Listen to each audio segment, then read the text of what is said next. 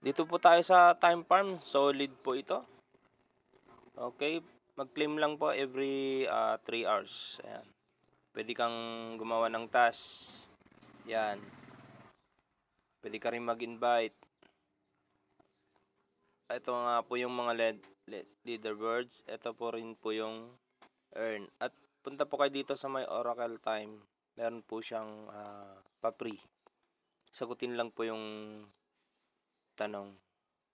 Ito nga po yung tanong. Pwede nyo pong isang i-google. Pwede po yan. Pero ang sagot po nito, January 3, 2009. Ayan. Bibigyan po kayo ng 250 na coins. Paldo tayo dito, kaya simulan nyo na dito kay Time Farm. Malaki po yung perang ni-raise po nila.